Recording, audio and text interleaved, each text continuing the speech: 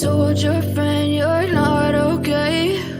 And tell me what's wrong and why you never said you felt that way. And guess you're trying to stay strong and fake a smile until I look away. But I've known you too long, it hurts to watch your blue eyes fade to gray as you fade away, as you fade away. Yeah, I'm about to fade away, cause every time I wake up I feel like it's Monday. Something's going wrong with all the chemicals up in my brain. All of a sudden I don't look at anything the same way. Got a buildup of my thoughts sitting in an ashtray. I'm sorry that I'm so inconvenient, okay? Just let me be me and I'll stay out of your way. I can see the way you look at me, I'm such a disgrace. I never really asked to be brought into this place. You wanna love me? Well then baby I have a taste. All the highs and the lows, no you'll never be the same. I don't really wanna hurt you but I can't control the pain. If you're sticking by my side maybe we could be okay. Okay, maybe you could be the change I need today. I promise that I've never felt this way. I really hope that you will choose to stay through all the pain. I know you told your friend you're not okay. And tell me what.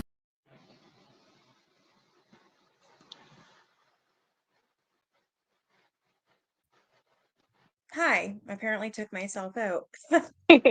Hello. Hi. How's your day going today? Not too bad. I told you one of my creators I watched, their house burnt down. So Oh my gosh, do I know them? it's the Doss Family Farms. Their whole family does YouTube, and they have like a little farms that they run. Okay, no, I don't watch them. They're just a really amazing family. They're just real close knit. It kind of reminds me of my family. It's kind of why I watched them, growing up on a farm and stuff. And Yeah. at 3 a.m. on Friday morning, there was a fire in one of the walls of their house and it burnt down. And they have 3 kids. They're like Oh my 14, 7, and 4. Everybody got out, but it's just like, It's still though, that is horrifying. That's scary. It's traumatizing, and then you lose everything. yeah.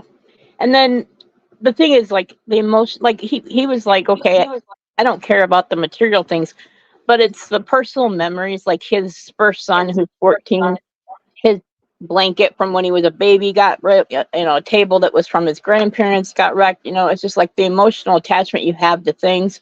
When in general, you can't take anything with you, but while you're here with it, you like to have it, Yeah.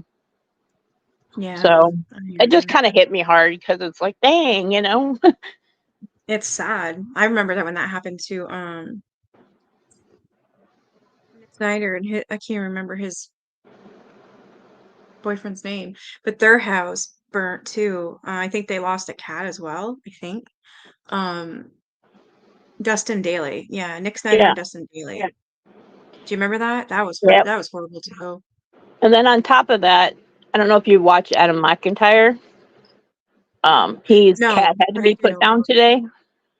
Oh my God.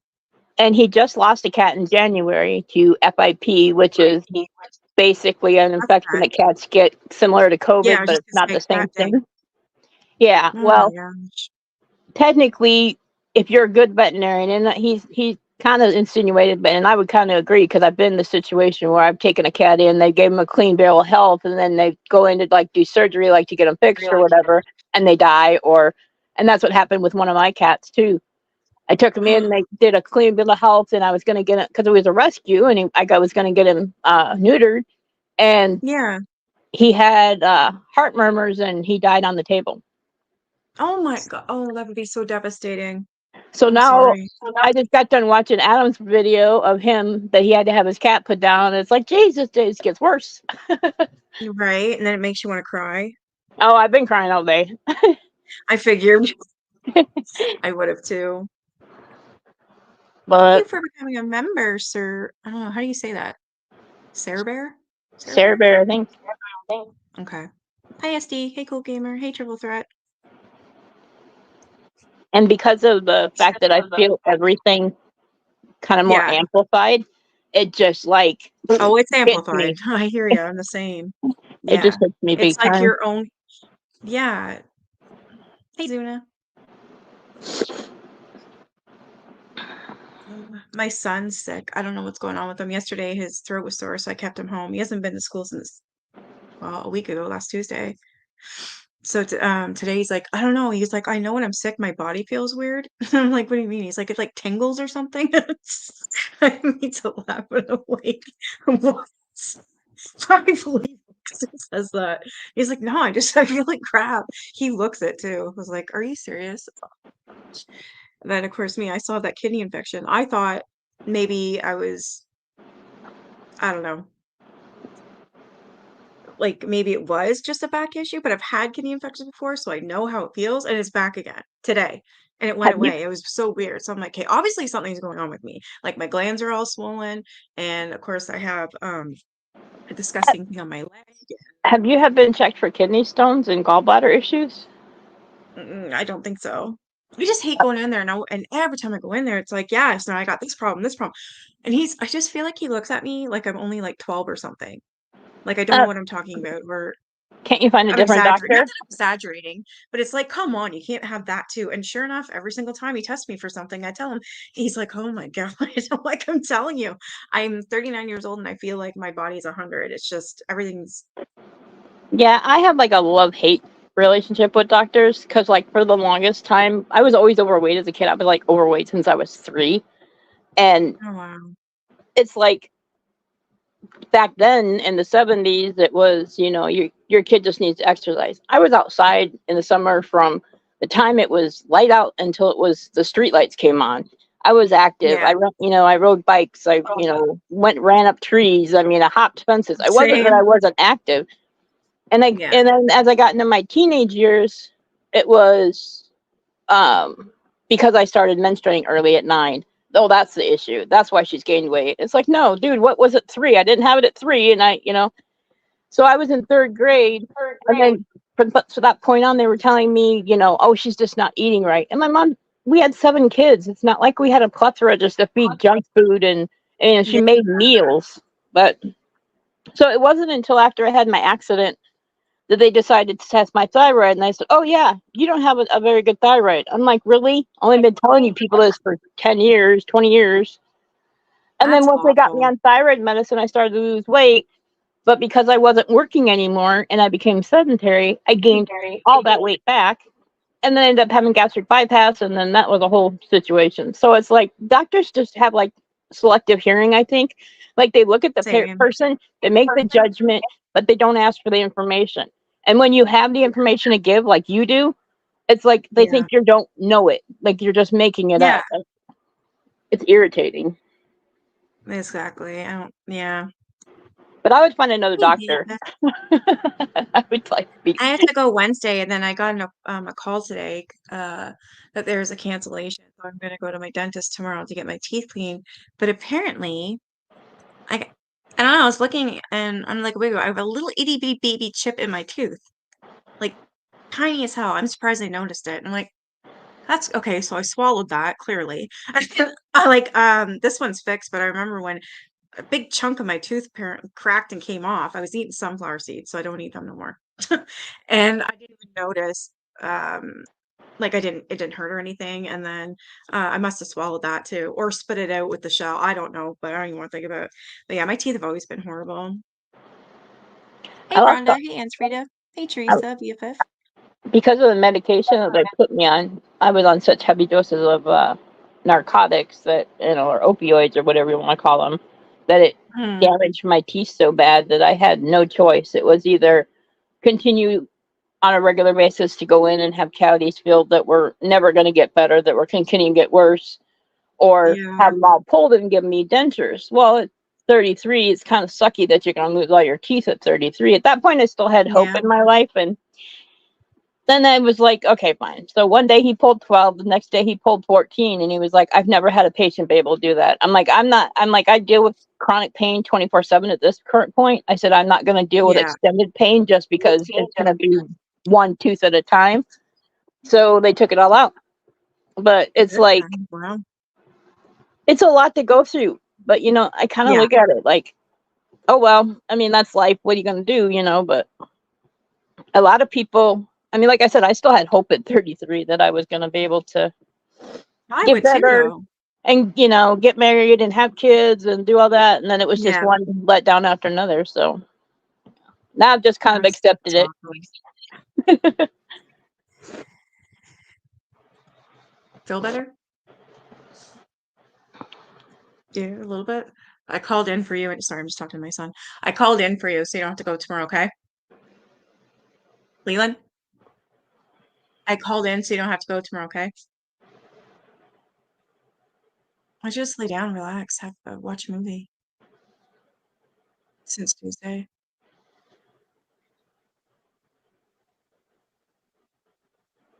No, 3, 4. It'll be 5. Yeah. Poor kid. My teacher's gonna be mad. No, you keep saying that. Your teacher can't get mad at you. I'm the boss. When I say you're sick, you're sick. When I say you're going to school, you're not going to school. Your teachers, like, they can't just get mad at you because you're sick. Especially If he since wants to get COVID. mad at you, then say, okay, fine. Next time we'll make sure I come to school, and hopefully it's COVID this time. Like, what is? Don't say that, but I would. I mean, like, what do you want?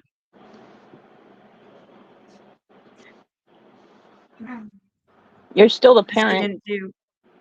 Yeah, that's what I mean. Like, you keep forgetting. Like, I'm the boss. I'm your mother. What I say goes. If they have a problem with it, they come to me. If they come to you about it, then there's going to be a problem.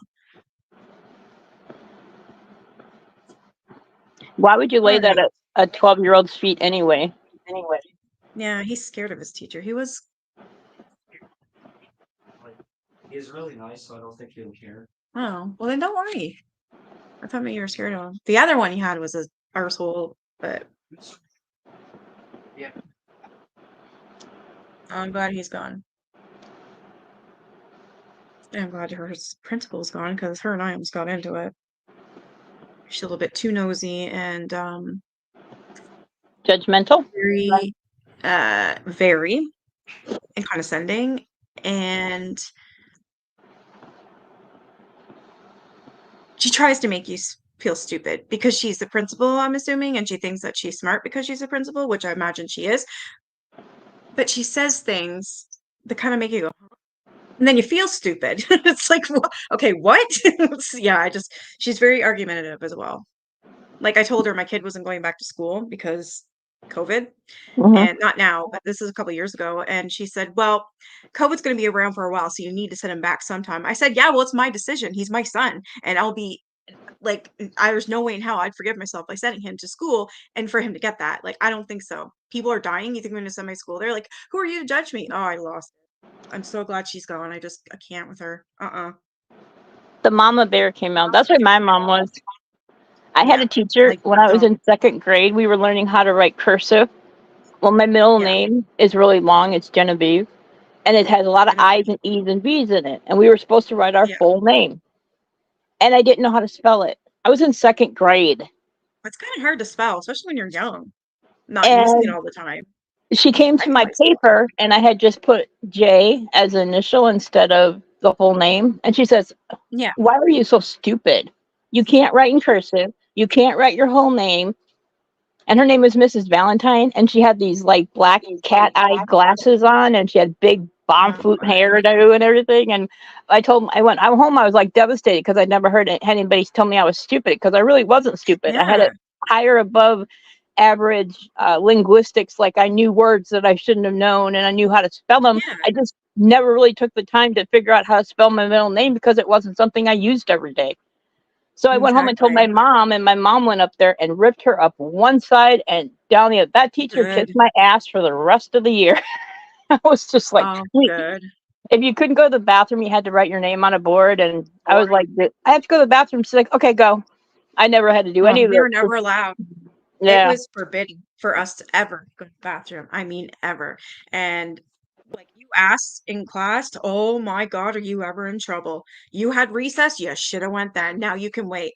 So I'm like, huh, great. Now I'm gonna shit myself, or now I'm gonna pee my pants. It's like Exactly. it Like, was how horrible.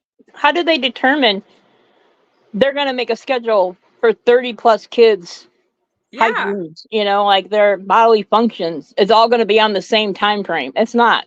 It's like, yeah, exactly. Like, I don't care if I have recess. Like, if I have recess, sure, fine. Doesn't mean I'm gonna go pee. I don't have to right now. Now that I had my lunch and I drank that juice box, and maybe there you go. now I gotta go. Like, yeah, I never understood that. It was ridiculous. So stupid. All right, I'm gonna start reading. All right, so this one is inner title in the chapter, and it's called Chicken Shit. Same time, seemingly auxiliary people would completely refocus my reporting. Such was the case with Louis Watnick, the former head WDA of Van Nuys. Is it Nuys? News? Nice? I don't know. Nuys. I think it's nice. Nice? Okay. So Van Nuys. I wanted to talk to Watnick precisely because he had nothing to do with the Manson case. He worked the same office as the DAs who had, so he could offer some valuable perspective without feeling boxed in. I went to visit him at his house in Thousand. I can still picture him shuffling to the door, a frail thin man in his 60s, wispy brown hair, a nice smile, and sad eyes. Suffering from an illness, he spoke in a labored, rasping whisper. His home was air conditioned, so to frigidity. He spent a while reading my document in silence, and then he sighed. Chicken shit, he croaked. This is all a bunch of chicken shits. The size of the raid, the fact that the DA's office kept releasing Manson when they had enough evidence to charge him or at least violate his parole. It dovetails right in, he said. Manson was an informant. Fuck right off. That would make sense, though. Mm-hmm. No, I don't know. It was only a guess, he conceded, but an educated one. Based on his 30 years in the job, it wasn't the first time I heard the theory. One of my LASO sources had wondered if Manson had his finger in a bigger pie. Having been in the Office Intelligence Division, he'd seen stuff like this before. What happens in those situations is either he's giving up somebody bigger than himself, or he's on somebody else's list as far as a snitch, or he's ratting out other people. And if he were informing someone else, the DEA or the feds, no one in the LASO would know about it. Necessarily Robert Shern. The DA who authorized the raid, only to dismiss the charges, had made the same suggestion. Another possibility, sheer speculation, is that Manson may have been an informant for somebody, but the LSAO deputies had all denied it. Of course, Watnick said when I told him that, confidential informant means they're confidential. Neither of us could say what or who it was that Manson would have any decent information about. Drug dealers? Watnick wondered if he had a political dimension, given Manson's antagonistic relationship to the Black Panthers. Maybe, he continued, wondering more to himself than me, it was someone big, possibly the FBI. True, the search warrant was littered with references to Manson's fear of the Black Panthers. He thought the group was about to attack the ranch. One memo I'd found even said that Manson claimed to have seen carloads of Negroes on the property photographing the family. A fire patrolman reported that the family members had told him they'd moved into the canyons because they'd killed a member of the Black Panthers. You know, there's an old saying, an enemy of my enemy is my friend, Watnick said. So if Manson figured out this black-white confrontation, he may have been giving out information to the FBI who had a vendetta against the Panthers. Hearing this from Watnick, someone from the DA's office, but unaffiliated with the case, boosted my confidence. Looking at the lengthy search warrant again, he kept grumbling. Helicopters, agents carrying automatic weapons, 3 different departments, 4 weeks of official surveillance. They had this massive raid and everybody's released 2 days later. They had this The more he released, the more I feel that he was released because they got more out of him by having him released, he said. They'd been watching this guy for something large. The thing that I wonder about is who was watching. Watnick urged me to go back to Gleason. He knew the detective well. He said, and he trusted him. Why did Gleason just roll over from the DA's office, undid all his hard work? As for this notion that Manson's parole officer couldn't find him in the violation without charges from the DA, that's bullshit too, Watnick said. As promised, went back to Gleason, who calmly and adamantly denied that Manson was an informant. He didn't even see a glimmer of possibility. I'm sure that I would have heard something like that, he told me. I never heard anything. Even if I was an LAPD informant, I'm sure I would have been concocted by LAPD. I never heard a word, he added. The guy was a jerk. Every cop I talked to wanted to get him buried. Then why had all of them failed? I couldn't stop turning it over in my mind. The image of Watnick hunched over my files in his chilly home, grumbling with such certainty. Manson was an informant. Wow. Coda, a huge no. I did most of my reporting on LASO in 2000. As with all aspects of my investigation, I kept thinking that I'd return to the key subjects someday and try them again, seeing if the passage of time had loosened them up somehow. I imagined a cascade effect. Once I got somebody, say Vince Bugliosi or Terry Melcher, to admit to a cover-up, other areas of the case would begin to open up too. Or I could brandish an incriminating document that would change people's minds. But you can guess what happened. I kept reporting and time at other plants too. In my obsession, I began to think of the story as a puzzle I could solve, if only I recovered all the pieces. I listened again and again to my interview tapes. I wrote out intricate timelines using my subjects' every move, day by day, and sometimes hour by hour, trying to discern who knew what and when they knew it. I kept lists of possible explanations about gun laws and parole laws and car theft laws, and most critically, about how those laws were written and enforced in 1969. By 2005, I moved away from the LASO angle of the story, but I found myself constantly thinking about it. I knew I had to take another look at the archive to fill in some blanks. I was under the impression that I could go back anytime. I'd interviewed more than 40 deputies over the years, making no effort to hide my reporting. One of them had told me that the sheriff himself, Leroy Baca, wanted to learn about what I was doing and offered the sheriff department's cooperation. But no one, except evidently the pair of retired deputies who got me into the archive in the first place, had any idea that I'd accessed the LASO files on the case. When I called the main office and asked to go back in, they were, to put it mildly, enraged. From the first officer I spoke to all the way up to the Sheriff Baca, the response to my request was a resounding no. I argued that they'd set a precedent by letting me in before, unauthorized or not. For accuracy's sake, they owed it to me and to the public, assuming I ever reached the end of my reporting, to let me in to recheck my notes. But because I've never signed anywhere, there's no record of my visits, they said. So it was like I'd never been at all, even though I could show them the many files I photocopied. When I persisted, they allowed me to make my case in person with Sheriff's Captain of Homicide. I arrived to find not only one, but 3 deputies who invented a new reason to keep me out. I couldn't go back in, they said, because there was an open case against unnamed family members involving stolen credit cards. Imagine that. That couldn't be, I said. The statute of limitations on any type of theft by the family would have long run out. They didn't care. Sergeant Paul Delhauer, who had more or less seized control of the meeting, told me there was stuff you could never be told, will never know about regarding this case. Then he showed me the door. When I'd been in LASO archive all those years ago, it had been Delhauer's job to decide who got access and who didn't.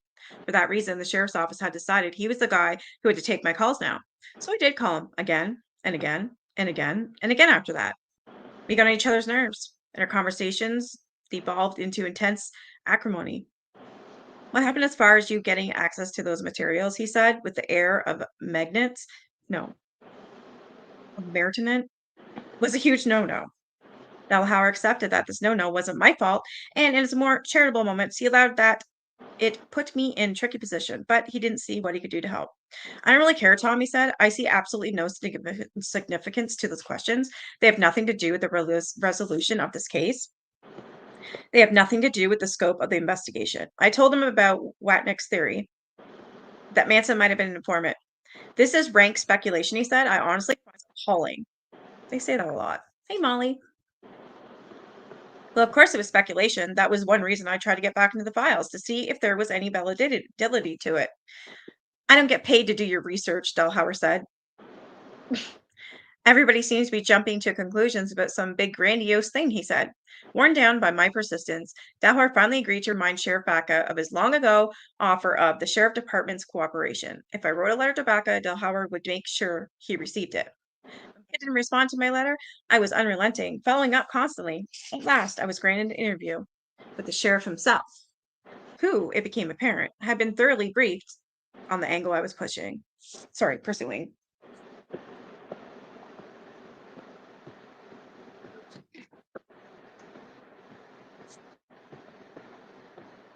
Elected to his post in 1998, Beck had become a major figure in California law enforcement.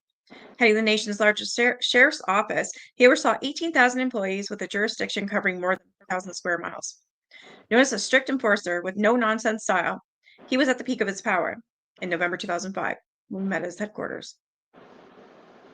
I followed the tall, lean lawman, and he marched down a hallway to his office, large and comfortably furnished with ceramic sculptures from Asia and 3 dramatically lit floor-to-ceiling trophy cases.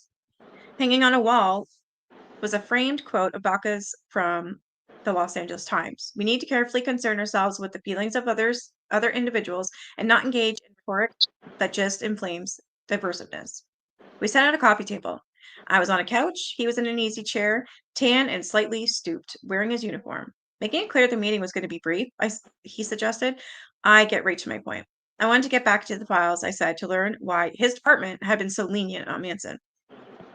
Becca fixed me with an unblinking, unnerving stare and said, the reality is that Charlie Manson is an individual with a dope head, a weirdo, a cultist, and a control freak. Charlie's not a guy who is going to get pimped by a cop. He seemed pretty fearless of them, I said. When they went to the ranch, he told them he had men in the hills with guns on them. It further exemplifies that he doesn't need anyone to help him, you know? Look at the obvious here. He's not reliable even in the terms of his own conditions. Now, if he's not reliable in defining himself, how is he going to be reliable in defining something useful for the cops? Doesn't even make sense. It's just a bunch of word Most of what he had salad. said. Yeah, because what? He just told you that even Manson stated it's in the files that he said, my men are standing there with guns and you just blah, blah, blah. Like puked words on me. Most of what he said followed this time of thinking. Manson was too unstable to be of use to law enforcement. Well, then why wasn't he arrested? As for Gunther and Whitley's backing away from the case, he didn't want to touch it. Every sheriff I interviewed, I told him, said they couldn't get around the fact that Gunther and Whitley didn't go to the ranch. I think that only they can account for why they didn't go. He said, it's interesting the pursuit of criminals, even when you're not the hot trail and something distracts the effort that you're onto. You'll say, I'll do that tomorrow. And then tomorrow's going to interfere with some other damn thing. And then before you know it, a whole week has gone by. I Wouldn't it reminded take him that. priority? What, sorry? I said, wouldn't it take priority? Like, I know things happen and things happen the next day and the next day, but this would kind of be a priority in somebody's mind, especially if you're in a law enforcement position. Yeah. Yeah, that doesn't make sense. I reminded him that this wasn't any old murder case. Gunther and Whitley truly believed that their case was tied into the biggest unsolved murders in Los Angeles history, a crime that had the city living in fear. I can assure you that they aren't part of a larger deal-making person with a guy like Charles Manson. You can't hide something like that. If I present it this way, I said, implying that he was leaving me no other option, they're going to look like bad cops. Incompetent, not bad. Wow. So much for protecting your own. Mm-hmm. Our meeting ended almost as quickly as it started. Baca, who'd kept me waiting more than an hour, had to get to dinner in Pasadena. We walked out together, trailed by his driver. Out in the dusk, he turned to me before we parted ways. If you'd like a little more assistance, I will get you in touch with someone who does run informants and let you throw that hypothetical at them. He said, thinking of Manson, he added, he's a weirdo. What kind of cop is going to rely on a weirdo for anything? I didn't say anything. I knew it was useless. The sheriff had his mind made up before he met me. As his driver pulled up in his sedan, Baca gave me a final once-over, as if still not certain what to make of me. Then he shook his head, and getting into his car, he said, you've got Hollywood fluff, like Marilyn Monroe was murdered. That's what you got. But that's good. That's what sells books. I still think she was murdered. I do too. Definitely. Baca retired in 2014. In 2017, a grand jury found him guilty of obstructing an FBI investigation into inmate abuse on Los Angeles County jails. Surprise, surprise. Uh-huh. He was sentenced to 3 years in federal prison. Before a packed courtroom, a U.S. district judge told him, your actions embarrass the thousands of men and women who put their lives on the line every day. They were a gross abuse of the trust the public placed in you. Blind obedience to a corrupt culture has serious consequences. I found Baca contemptuous and condescending that day in 2005. He did, however, make good on his offer to me, putting in touch with the head of the detective division, Commander Robert Osborne, who was the closest thing LASO had to an expert on informants. I gave him my song and dance, well rehearsed by then, and while he found it unlikely that Manson had ever informed for his office, he said it was possible for a federal agency to call and ask for one of its informants to be released from LASO custody. In such cases, they'd call the investigator, the captain would be uninvolved. It's possible that a phone call was made, yes, but what benefit would be gained by keeping it secret? The theory that somebody asked them to do something different than the norm is not implausible, he admitted, though I do not know why they wouldn't tell you. I can't imagine why they would want to keep it a secret. I don't see anything to be gained of it. In fact, there was some other agency involved in 1969 or 2005 to keep that quiet. Unless I thought it resulted in the murders of innocent people, I sense this was the closest thing to a concession I'd ever get from the LA County Sheriff's Office. I thanked Osborne for his time and went on my way. This is what desperation does to a writer. I knew that Gunther would be enraged if he learned that Baca had called him and Whitley incompetent. I wondered if this might be what would finally get him to break the code of silence. The fact that he, one of the most legendary detectives in LASO history, had been denigrated by the head of his former office. I didn't have the heart to tell him, but I did tell one of his friends, who was understandably enraged. I had lunch and he'd share it with others, including Gunther, but it still took me 6 years to call him. When I did, he sounded tired and defeated, not like the Charlie Gunther I remember. He still had a funny way of calling me by my full name in conversation. I want to close that door. I want to close the door on that, Tom O'Neill, Gunther said. I want to end it with you. Lee Baca kind of upset me. Our conversation is over. I apologized and explained why I didn't think he was incompetent and why I was sure that anyone who knew his record didn't either, but it didn't break the wall. 20 years I did this, he said quietly, referring to his time in homicide. And Baca said I'm incompetent. I just wanted to finish. Hell, I'm 83 years old. Hi, Irby. I just want to write the truth about those murders happened, I said. I know what you're saying, Tom, and I'd ask you to accommodate me. This is over 40 years ago, and I'd like to be out of it, please. Tom O'Neill, I have no squabbles with you. I'm totally done. Gunther died in 2014. I was heartbroken by the frailty I heard in his voice that day, and I was confused. In the throes of my obsession with this case, I couldn't understand how such a celebrated detective would want to shut the door on it, to lose his drive, to get to the bottom of it. But that was when I soon shut the door myself. Not many more years have passed, and that door is still open. I understand Gunther perfectly. Chapter 6. Who was Reeve Whitson? Could you Fairly early in imagine? my recording. I said, could you imagine being a detective in that high of a standing and then have Yeah. them basically tell you that you're a piece of shit? It's not nice. No, and to die that with that, knowing that information. Yeah. People that dedicate themselves to law enforcement are a total different breed. I mean, they really do Yeah. take on so much more. Like as an They empath, do. we take on a lot. But could you imagine that as an empath and being a police officer? I couldn't be one for that reason. Just like I can't be a veterinarian. I want to help animals, but I could never. No, I can't even volunteer at a shelter because I'll want to take all the dogs home. And if I even find out that one's going to be put down because it was there for over a week and they're a kill shelter, I'll freak the hell out. I will lose it. I can't handle that. It's The boys interesting. won't volunteer. I originally was going to be a veterinarian, and then my dad got sick with cancer, and Same. I had to change my view.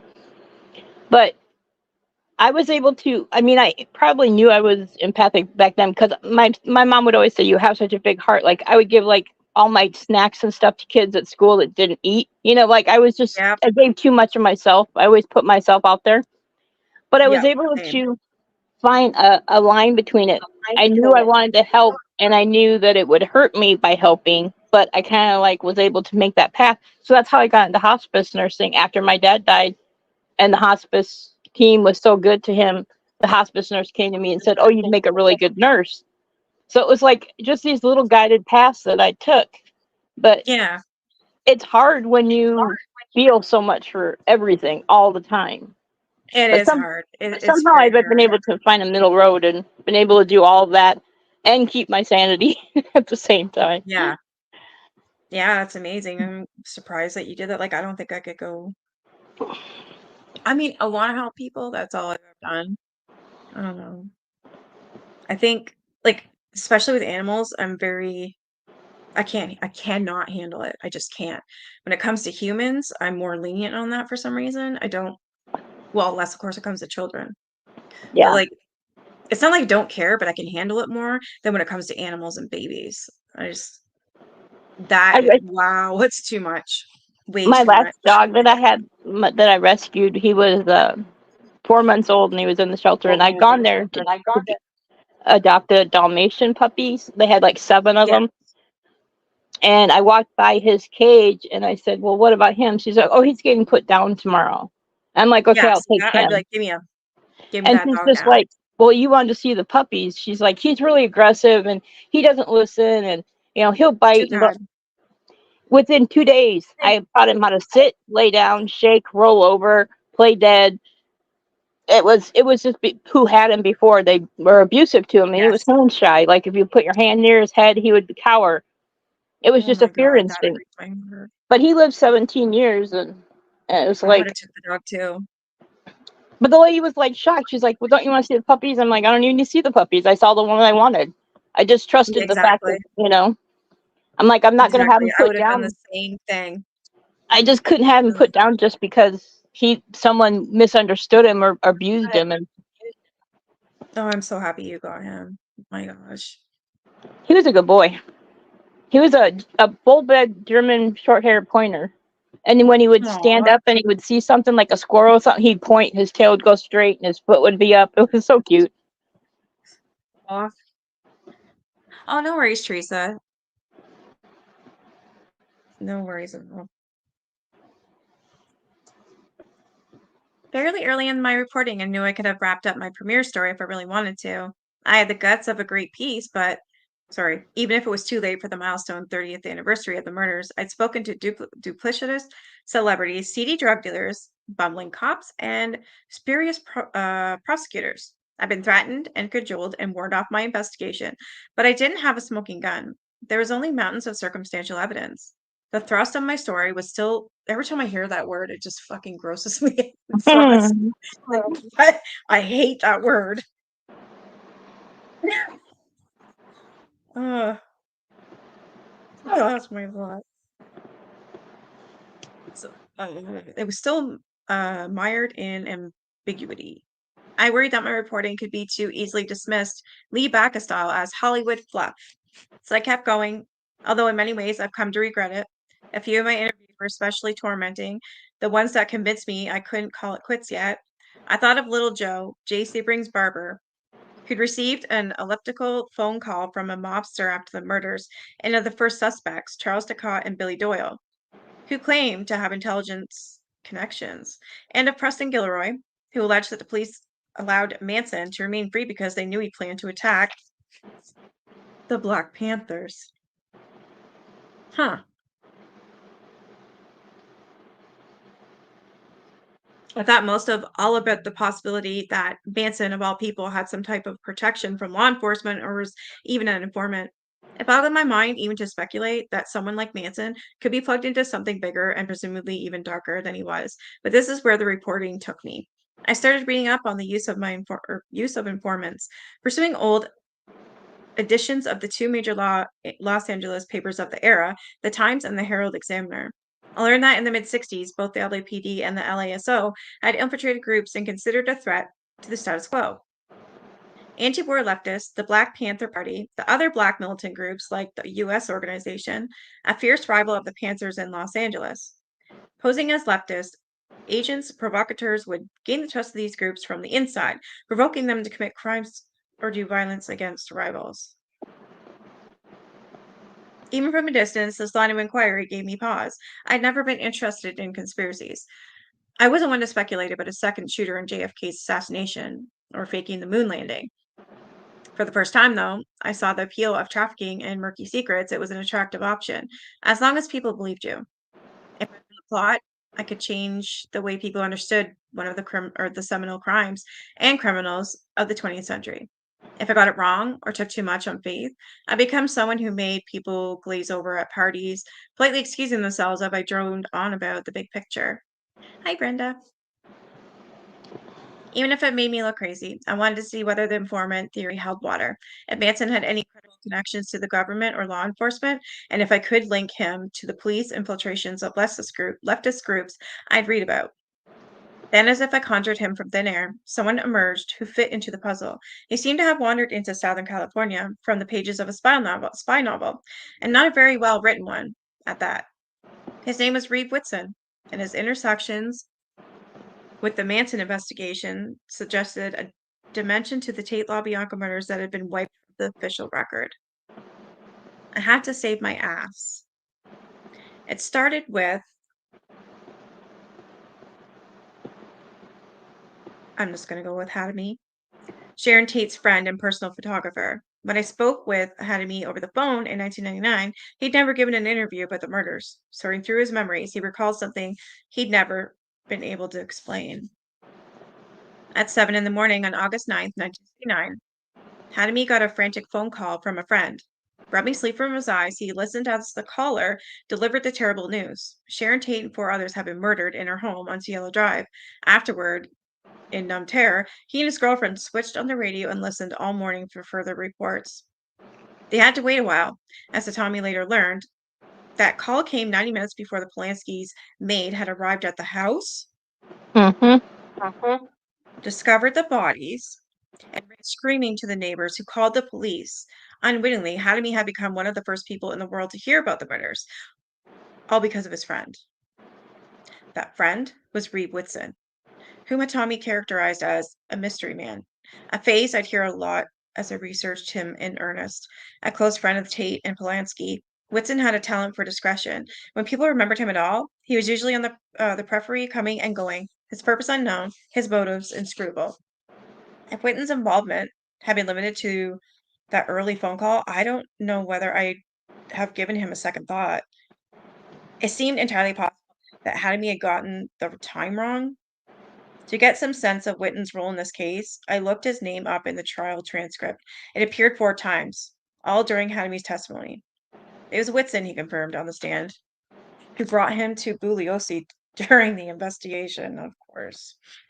And yet, Whitson never appeared in Helter Skelter, which gave an otherwise detailed account of Hattie's story. As well it should. Hattie's testimony was a dramatic high point. For the packed courtroom, he explained that 5 months before the murders, he'd been visiting Sharon Tate when he noticed someone on the property. Hustling toward the front door, he found short, scraggly Manson standing there. Manson asked if Terry Melcher was around. Hattie wanted to be rid of him, sent Manson around back.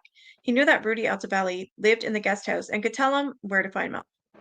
Hattie's story proved that Manson knew where the house on Cielo Drive was and how to get there. And it added some tragic foreshadowing. Since Tate, Sebring, Folger, and Frykowski were in the room behind the Hatami, this would be one and only time Manson had laid eyes on his future victims. The problem, Hattie revealed to me, was that he'd never been confident that it was Manson he saw that day. His uncertainty meant nothing to Bugliosi and Reeve Whitson, who coerced his testimony anyway.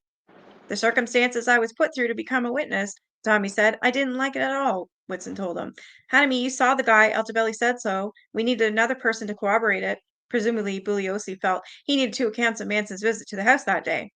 It was such an important part of tying Manson to the murder scene. Now, do you remember in Helter Skelter when he highlighted his testimony when he was and the other lawyer was making objections? This is part of the part where he was objecting, and they were shutting him down. Wow. It's starting to make sense. It is making sense.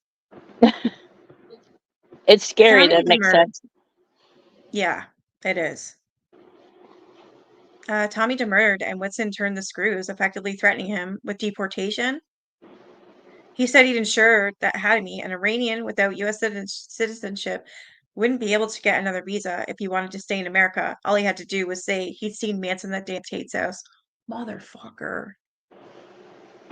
Not long after, Whitson brought Hatami to his car and showed him the gun. Although Hatami didn't know Whitson too well, he took the threat seriously.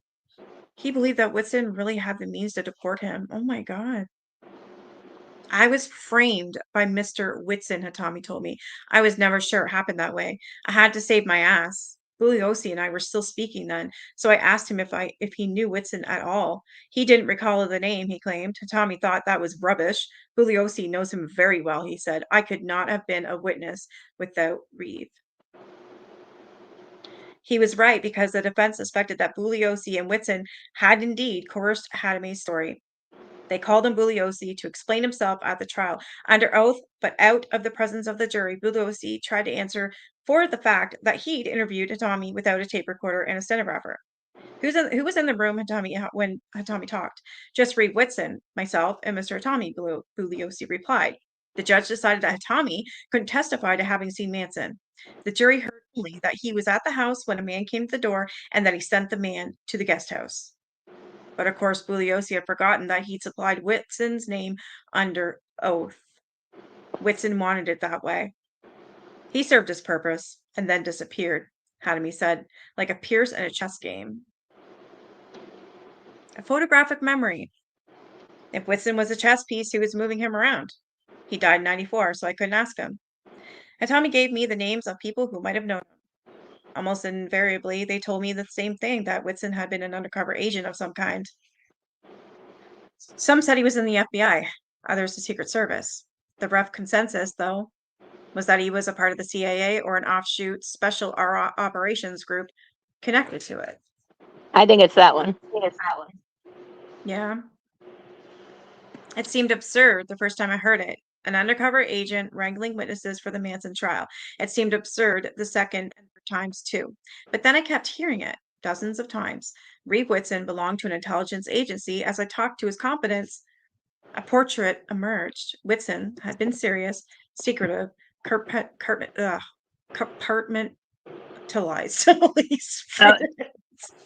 Compartmentalized.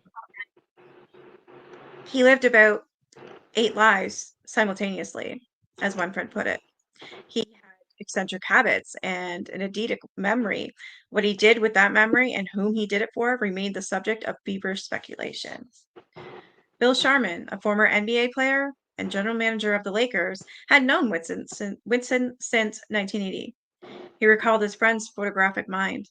Sharman met me with his wife, Joyce. Both believed Whitson was connected to the Manson case. He said he worked for the CIA. He told us he was involved in the investigation, but there was no details, Joyce said.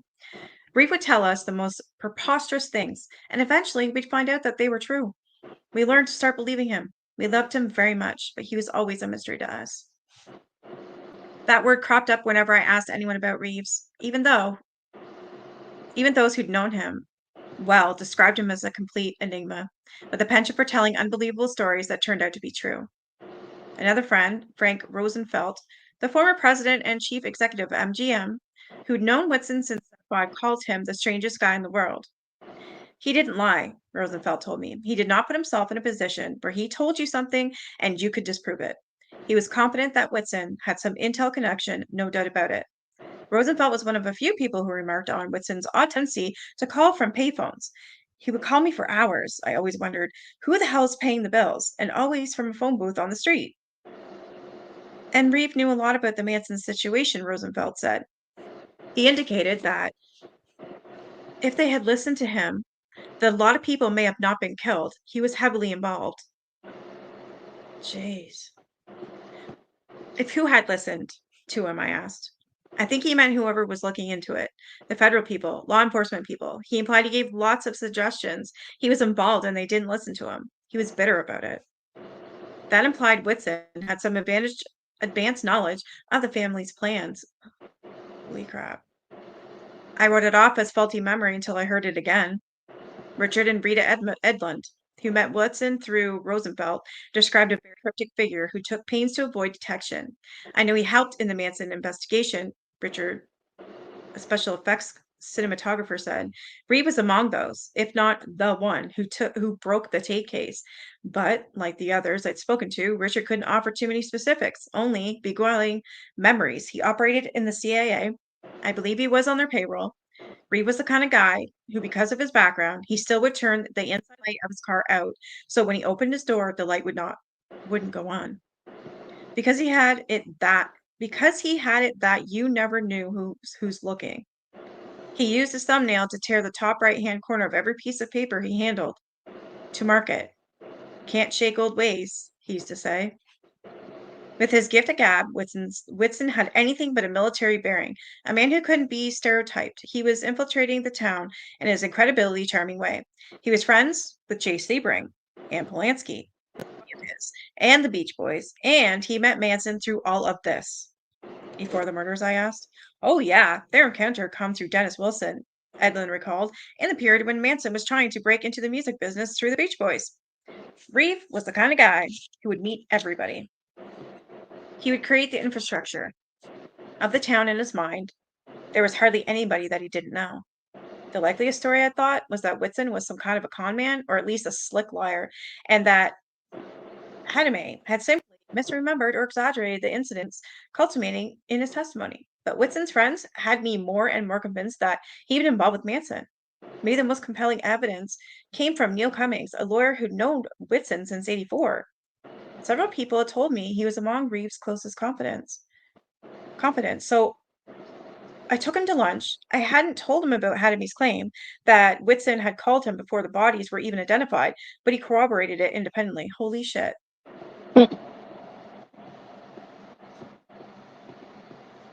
According to Cummings, Whitson was in a top secret arm of the CIA and even more secretive than most of the agency. He talked a lot about his training and killing people, implying that he'd done it at least a few times. And then it came to Manson. He was closer to it than anybody Cummings avowed. He was actively involved with some sort of investigation when it happened. He worked closely with a law enforcement person and talked quite a bit about events leading up to the murders, but I don't remember when they were. He had regrets for not stopping them, for doing something about it. Oh my God, he knew. He had a reason to believe something weird was about to happen at the Tate house. He might have been there when it happened, right before or after. The regret was maybe that he wasn't there when it happened. He told me he was there after the murders, but before the police got there. He said there were screw-ups before and after. I believe he said he knew who did it, and it took him a long time to lead police to who did it. Wow. Whitson had the Tate house under surveillance, Cummings added, which is now he knew something was going to happen on the night of the murders. He'd been there and left. As outlandish as it sounded, Cummings was confident about all of this. He knew more than anyone else.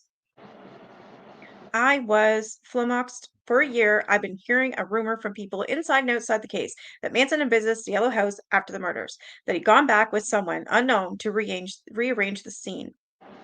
This would have accounted for his discrepancies in the positions of the bodies. The killers left them one way, and the police found them in another. There were pools of Tate's and Sebring's blood on the floor or the front porch, splatters on the walkway and the bushes, but according to the killers, neither Tate nor Sebring had ever left the living room when they died. Their coroner described blood smears on Tate's body as if she'd been dragged again, never mentioned by the killers. Those in the area, including a private secretary officer, had heard gunshots and arguing hours after the killers said they'd left. And Manson himself had claimed on a few occasions that he'd gone back to the house with an unnamed individual to see what my children did. Holy. The mere mention of this claim made Bugliosi apocalyptic. No. Apoplectic. I seen a video in which another researcher had raised the possibility. An indigenous Bugliosi asked, why would Manson put himself at risk like that? He may have been crazy, but he wasn't stupid. When I asked Bugliosi about it at our first meeting, he refused even to consider the possibility despite all the discrepancies. Now, though, here was Cummings, along with others, saying that Whitson had been at the Tate house after the murders, but before the police.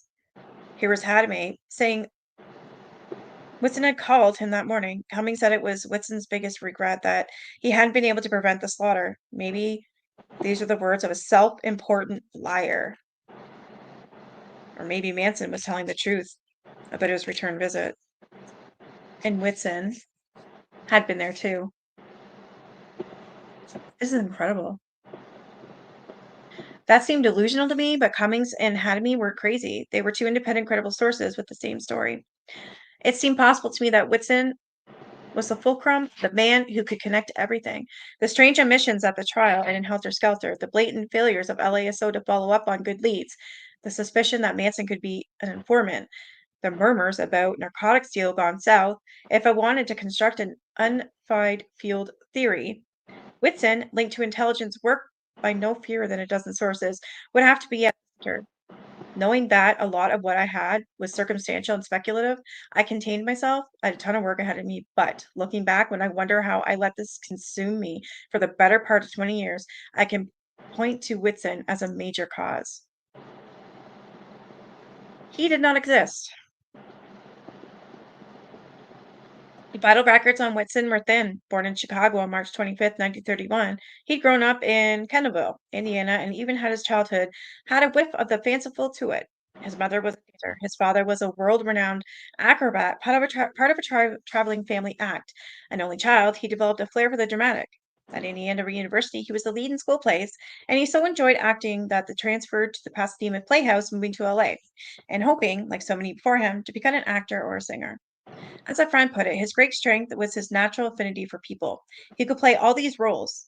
His life really was a series of theatrical productions. It's not clear when that life swerved into espionage. According to a few people I spoke with, Whitson said that he'd had a mentor, Pete Lewis, who indicated him into undercover work. Lewis apparently made a tragic and deeply improbable end, like something out of a James Bond movie. He was killed by a poison dart hidden in an umbrella. The hell? Richard Edlund, one of the several to mention the poison dart story, saw it as a vital part of Whitson's origin story. It was almost like Whitson thought he could avenge his friend's death by working as a spy. Who could say how much of it was true? My hope was that Whitson's family could separate fact from fiction. A few of the people I'd met in California told me that he had a Swedish ex-wife, also a daughter. The very existence was speculative because he was so reluctant to disclose anything about them. The family had lived together in America briefly until in 1962, after the Cuban Missile Crisis came to a head. He'd send them back to Sweden, certain that the United States was on the brink of nuclear war. All of this sounded far-fetched to me too, but what didn't? With Whitson. Sure enough, I reached his ex-wife, Ellen Josen, Miss Lyland, by phone in Sweden. She didn't beat around the bush. He said he was working for the CIA, she said. That is why I'm worried to talk to you. Was she sure about that? Yes, I'm sure. She and Reeve had met in Sweden in 61, she explained. They fell in love in an instant. Before the end of the year, they were married and moved to New York. In those days, he was undercover as a journalist, producing pro-communist pieces as a ploy to meet radicals. This, he seems to have hoped, would lead to more contacts in Russia. It was a scheme to elaborate that someone from the Polish embassy was involved, she remembered, and in due time, Whitson was bringing Russians to their place. I got furious, she said. I was very anti-communist. How could she have married a pinko? That's when Whitson felt he had to pull the curtain back. He explained that it was just part of his work for the agency, something he was otherwise ill-inclined to discuss. In October 1962, Ellen said she gave birth to their daughter, Liz. Then she had misgivings about her marriage. The bloom was off the rose. Reeves' job just jeopardized her life, and now her daughter's too, and it made him hard to love. He would be dispatched to remote areas of the world for months at a time, returning with no explanation for where he'd been or what he'd been doing. In 1962, he was always going off to Cuba. And after the Missile Crisis, he decided it would be best to send his family back to Sweden. They returned to Ellen's homeland sometime before JFK died, as she recalled, and then radio silence. I didn't hear anything from him, Ellen said. When he did resurface, it was to demand a divorce. Wow. Legalities dragged on for 2 or 3 years. I had to be nice, she said. He said that things could happen to me if I didn't divorce him. After the divorce was finalized, neither she nor Lisa heard from Whitson for some 15 years. He reappeared in the late 70s or early 80s, saying that he'd retired and that he wanted to atone in some way for his absence. Although they spoke only a few more times, Ellen did remember him bringing up Manson in the family. He said that his mother and Sharon Tate's mother were close, she said, and that's why he had to go back to it to help. I never wanted to have any details. I was scared, he said. It's best for you not to know. On Ellen's advice, I got a hold of Liza, her daughter, who'd met Whitson for the first time since her infancy when she was 18. In several long phone calls, she filled me in more biographical blanks about him. Now a married nurse living in Sweden, she had trouble reconciling her father's intense secrecy with his role in her life. She found him inexplicable, opaque. I could never understand how he got to know all these important people, she told me. He told me that he worked within the Central Intelligence Agency, the CIA, and he wasn't part of the agency that was absolutely non-existent. He didn't exist. Did you believe him? Yeah, she said. My existence was kept a secret to all his friends. When she made a trip to California to see him, he told some friends that she was coming. They were absolutely convinced that he was just making a practical joke, like he always did. When it came to the door, I had two people just staring at me. They were stunned. Whiston told her that he kept her at arm's length for so long because he lived his life in complete control over other people, and I was the only one that he could not control. If people wanted to hurt him, they could get me, she said. My mother and my grandparents in Sweden feared that I was going to be kidnapped because I was his daughter. Even after her father retired, they had a difficult relationship. He still wouldn't discuss his past, and his politics bothered her. He was a conservative, an arch conservative with a rabid disdain for leftists. When Whitson died, Liza flew to Los Angeles and attended his funeral and was astonished to see how many powerful friends he had and how few of them knew much about him beyond his or her personal experience. He kept his friends apart, she said, hoping to recover any memories. She went to a sparsely furnished apartment, finding nothing of any sentimental value. He did leave behind a few photos, which surprised her. Whitson had always refused to be photographed. One of them caught her off guard. It was a black and white picture of her father with long flowing hair, not a wig by all appearances, and bell bottoms. He looks like he could have been one of the Manson family members, she told me. Boy. She sent me the photograph, which, sure enough, showed a grimacing Whitson dressed as a hippie, not flamboyantly, but plausibly, in blue jeans and a wide belt, his shirt open at the neck. Liza was convinced that it was from one of his undercover operations. My impression was that the photo dated to about the mid-1960s. The cars in the background were from that period. I wondered if the disguise could have been related to Manson at all. She couldn't say, although he did tell her that he played some roles in this case. I never figured out why he was involved, she said. He is a master of telling you things, but not really spelling it out. Whitson had a large extended family. Many of his cousins weren't even related by blood, but they bonded with him anyway. As Frank Rosenfeld told me, he had a strange habit of getting in touch with people named Whitson and saying they were his cousins. Linda Ruby, however, was a real cousin of his. Liza had put me in touch, and she presented another set of Whitson's activities during and after the Tate murders. In August 1969, Rudy told me Whitson was driving with his parents in LA. On the day the bodies were discovered at the Tate house, she said, he went missing. His father, her uncle Buddy, had told her the story. The morning after the murders, around the same time, Whitson would have placed his call to a Tommy. Buddy woke up and discovered that Reeve hadn't come home that night. When news of the murders flashed on the radio, Buddy got nervous. He knew that Reeve had planned to visit Cielo House the night before, and early reports said that one of the bodies there had yet to be identified. It was Stephen Parent, who wasn't ID'd until 8 that night. Fearing that his son had been murdered, Buddy Whitson called the cops, who sprang into action. The police set up a nerve center at their house, Ruby said. They remained there, manning the telephones, until Reeve finally returned home late that night, at which point they eagerly debriefed him. Ruby couldn't understand why the police would set up a command center at the home of an anonymous Los Angeles resident. Why not just check to see if the unidentified body was his? Making things weirder still, Whitson himself was present when his father told her the story. He was sitting right there. She remembered quietly refusing to clarify or contribute. He never even said where he was during the hours he was missing. Another friend sounded up quietly. Nicely. He always wanted to go to restaurants that no one went to, he said. I have to keep a low profile. It was so low that there was no profile. I'm going to stop there for tonight, but I have a video to play. My throat's getting sore.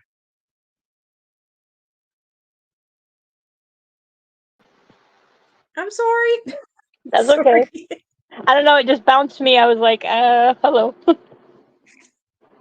Sorry. I don't know what happened. So I'm going to stop reading that book for tonight. And again, we'll be back tomorrow. Like I said, I'm going to do this every single night until we're done. It's just that good of a book. It gets better. Huh? It keeps getting better. It does. It really does. I mean, all these different people. Like this guy, I don't even remember his name, I don't think. I do have to tell you that I'm not sure if it's coming up soon. It might be later on, but there is a part where he gets into mind altering drugs like amnesia and stuff. And then there's an incident that comes up that involves a child, so you might want to like Okay. skip ahead that part. or I can't. I'm gonna try and look at it. I have it on audiobook. I'm gonna try and pinpoint it so I can let you know where it's at. But I was just thinking about that. That's probably gonna be a little unnerving. yeah. Normally when stuff like that happens, like that's why I couldn't finish the Paul Bernardo book because it was every other sentence. It was awful. Yeah. Freaking awful. And yeah, it was like every sentence I read, I'm like, oh, can't read that. Oh, I gotta skip that. I can't. Oh my God, I was just done. I've Yeah. read the book before though, but I don't think I read it all. There's no way because I can't even do it now. I don't think I read it all. There's no way I did. It There's just only a sucks few, though. I there's started only a it few and times then that happens in this book, but yeah, like the one with Manson yeah. and what happened to him. Yeah, that was hard to hear. I mean, I know you put up the trigger warning, but I was just thinking about it tonight. I'm like, I need to find that exact spot so when we come across it, we can explain Yeah. around it so we're not doing what Katie Joy does. You know? Yeah, I always have the trigger warning up because I don't know exactly. I haven't read this book, so I don't know what I'm gonna say or what I'm about to say, So I Yeah. have that up anyways. I have it up for every time I go live, unless it's about ghosts or something like that. And Man, you know what? I just found out that, you know, the family I was telling you that had the fire, yeah, their dad just lost one of their main goats, and now his brother, his dad's son, lost their baby goat. I'm like, what is this? I'm like, what the hell's going on? there's like 3 tragedies in one family, all in a span of a week now. And it always comes in threes, Yep. It's every damn time. That's so sad.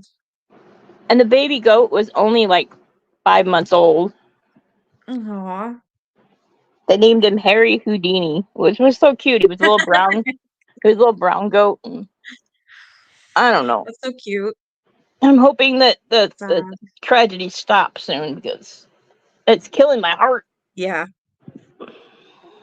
I hear you. It is. You ever heard of the show called My Ghost Story? Yep. I love that show.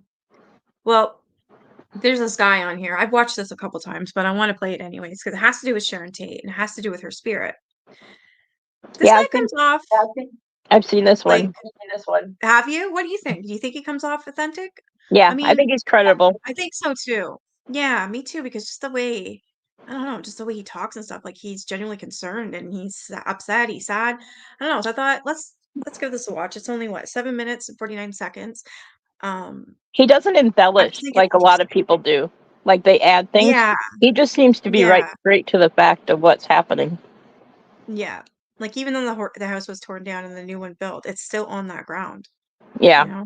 Like just the stuff that he said that he saw Sharon and, her walking in this stuff. It was just, anyways, I'm gonna play it because I think it's really, really telling. He's got balls, I'll give him that. I would have stayed right in that bed and I would have pretended I didn't see nothing and pretended I was sleeping. I'm serious. Yeah, but that Hell doesn't no. always work because usually if they want your attention bad enough, they'll do something else. Yeah. Yeah. When True. I've seen full body apparitions, like I've seen 2 in my life, and the first one was when the house I lived in was used to be a funeral home. So all the people in the town would bring their dead there, and they would have them in the parlor room for viewing and whatnot. Came down the stairs, went to get a glass of water out of the kitchen, and there's a lady in all black standing looking down at the fainting couch, which is basically an antique couch that they used to have that was only Yeah. on one side. And I was just kind of stopped dead in my tracks, and I thought, oh, I'll just keep walking and ignoring it. And then once I tried to walk past it, it moved, and I'm like, okay, well, I'll just stand here until you're done. I was like, frozen.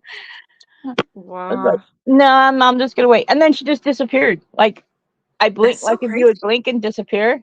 It was like I was intruding on her space or her grieving time, so she was just letting me know that I needed to wait until she was done Yeah. or whatever she was doing. And once I did that, and then she was gone, I was like, okay. But you know what? I wasn't thirsty after that. I kind of turned around, went back upstairs. I was like, gee, I'm not That's so thirsty anymore.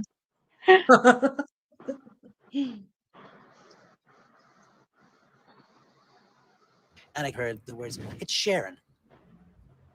And I was flabbergasted going, Up to the side. Or that? Pardon? Up to the. It's my left. This? Yep. It This looks is like floating out in the middle of the air. it looks like if you look at that, it looks like a picture of like a faint picture of a person with long hair standing there to me. Oh, I'm looking for an orb. Oh, I thought you said orb. And inside of this 3-foot orb There is an orb there. another orb about Oh. a foot in diameter. I was completely locked to my foundation. But I saw, I don't think they saw it, but I saw in that first frame, it looks like in that one glass part, it looks like a woman with long hair. If you back up and then pan over, look, Yeah. see right here? Right Yeah. there. This is floating. Yeah. You need to press pause or play. There is something there. Like it looks. It looks like somebody with a long sleeve white shirt on, like the arm is like right there next close to the hinge of the door on the right hand side. And if you go up, Yeah. it looks like long hair cascading down. I don't know. That's what I saw first. So did I. That's why I was like, wait, what? This little tiny thing? I was like, oh, that thing. I did see that. Huh. It's like a face there. Yeah. Open and the sliding glass doors were wide open. This is floating out in the middle of the air. And inside of this 3-foot orb is another orb about a foot in diameter. Watch that be Sharon's orb and her And a baby. baby. Yeah, that's what I thought too. Oh, you thought too? Yeah. I don't know. It just feels like it is. That's crazy. You thought that too. But if you look at it when they show it to begin with, and Yeah. where you notice, like where I noticed the person up, it's like she moved. And then when she came into frame in the middle there, that's what it showed up Yeah. as. It was really weird. Yeah. Locked to my foundation. It's Sharon's spirit manifesting in a way I've never seen before. It's a pregnant orb. When I first saw the I know I've photograph, seen this, but I didn't see it since last year, so I forgot already. Yeah. Since have sold. You just He get sold it. used to it. He sold it though, eventually, because he couldn't handle, I think. Oh wow. The other thing too, I really, really hope that she isn't trapped there, because Me what an existence. Because from all the research I've ever done on like paranormal and stuff, people that have traumatic death get like trapped in a loop, like they relive it over and over and over. Yeah, and they keep doing it. Yeah, I was just gonna say that. And if that's the case, how horrible to Yeah. have to relive that moment. So I kind of think like with the shovels falling and stuff, it's kind of like her only way to get someone's attention. And like Yeah. I've seen where like mediums have crossed people over. I kind of wish somebody would go there and do that for her. You know what I mean? Yeah. I'm gonna keep looking and see if anybody has or if there's any updates, because if he sold it, I'm gonna look for more and see. I don't know what's new or if there's anything happening as she crossed over, blah blah blah. Because doesn't he do a seance too? Or am I wrong? I think there was a seance there done. I think that was on. Yeah, there was one. I think it was with him. I'm pretty sure. Right? Because I remember him in a couple. Yeah, I don't know. Maybe I'm wrong. Every day, David Ellman is haunted by the spirits of the tragic victims murdered by the Manson family. That is it. I just wish we would know if she's at peace. Like losing her life was bad enough, but then knowing that her baby was going to die on top of it, it was like Yeah. it's like a double tragedy. You know what I mean, for her? Because she was 8 months pregnant at the time. Yeah, she was ready to pop. Big time. Oh, I'm sorry, RB. I just ended my threes. My neighbor decided to torch our garage. Whoa. It's a garage total. I lose my prized 20-year-old Range Rover. That was only 12,000 miles. Okay, small. That is awful. Fucking people. I'm gonna see. Why would someone know, do what- that? What would? Are they mental? What would they do that to? With the garage?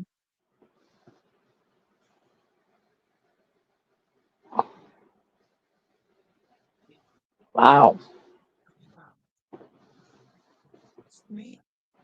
Do you guys watch the YouTube channel What the Hales? No. It's a YouTuber that does like storage Family units. Business Secure AI helps you do more with confidence thanks to insightful prompts. I was just checking out the comments here. This one says I have a unique connection to Sharon Tate in about 1959, I think. My mom was in the local hospital, Cadlick Hospital in Richland, Washington, for a gallbladder operation. She was in a double room with a high school girl that had gotten her nose broken in gym class.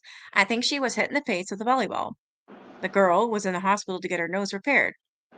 The girl was Sharon Tate. Mom said she was a sweet girl, but a little worried about her nose operation that was to happen the next day. Wow. Oh, this is called Visiting the Haunted Omen House. Is it still, it's still there? Okay, Visiting the Haunted Omen House on Cielo Drive. What? Okay, so what happened? I was up here by myself watching these screens, and I was looking this way, and then heard a really loud bang over. The only people in the house are David, Chris, and me, so he still lives there then. Oh, because I thought I Sounds saw an right. article that said he was selling it. Maybe he didn't sell it. Maybe because of Yeah. So this guy, what is his name? Brett Karstens. Did you He's only see got the 715. Did you see the door, the Sharon Tate door that the one rocker guy bought, but then they put it up for auction again that had pig written on it? I'm like, why would you want that? Why the hell would they even? Wow. I mean, I understand that they tore down the house and everything, but that's not something significant that I think needs to be passed on from generation to generation and as a collector's item, but whatever. I agree. Like, why would they even? I don't even know how they got it. That's sick. I don't know. It's a rocker. I don't like them, so I don't really pay attention to their music, but he put it in Yeah. his studio, and then just recently it came up for auction again. The guy says, I'm visiting the haunted Omen house on Cielo Drive. The Sharon Tate Mansion murders gained infamy about 150 feet away from the Omen house, where Manson's family members brutalized Sharon Tate along with her baby, who was due in about 2 weeks. Jay Sebring, Abigail, Wojciech Krakowski, and Stephen Parent. Oh, I seen this one. This is where it was like this figurine thing and it just kept falling over. Remember that? I think this is when they do the seance. I think this is it. Is this the hour-long one or the 30-minute? This is 38 minutes. Yeah, okay, then I have seen it. Okay, it's good. Yes, did they have? I don't know. I know they had a seance, but psychic dream. What is this? Lights turn off and on by itself. How do you know it's Sharon? Gargoyles at the bottom of the stairs. That's who it was, maybe. Trent Reznor, 9 Inch Nails. There you go. See, he was him. Yeah. I like his music. I like him. That sucks that he did that.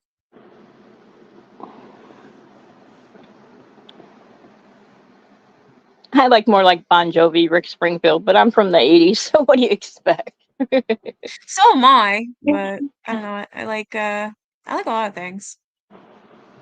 I like country too. Woman's So. laughter. I want to hear this woman's laughter. 3553.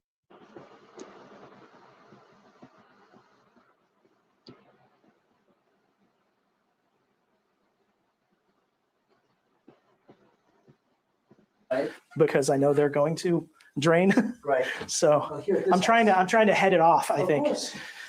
Well, this house, we have a problem with people's batteries draining. Oh, pretty fast. I bet. So while We have batteries, yes. while we've got batteries, Yes. thank you so much Oh, God. for allowing my us to pleasure. check this out. And I just heard them take a footstep over there behind us. I heard something over there. Yeah, Yeah. and there's nothing there. Wow. Well, thanks, Spirits. I appreciate that. And I know, what? I know, yeah, Brett, he appreciates it. Yes. I Thank didn't you hear very, anything very for some much. reason. He just said, thank you for inviting him to visit the houses. We got a kick out of it. All right. Cool. Not to continue. What? I know, yeah, Brett, he appreciates it. I bet. So while We have batteries, yes. while we've got batteries, Yes. thank you so much Oh, God. for allowing my us to pleasure. check this out. And I just heard them take a footstep over there behind us. I heard something over there. footstep. Yeah. Yeah, and there's nothing there. Wow. Well, thanks, Spirits. I appreciate that. And I know, What? I know, yeah, Brett appreciates. Yes, thank you very, very much. They just said thank you for inviting him to visit the houses. We got We'll have to watch that tomorrow.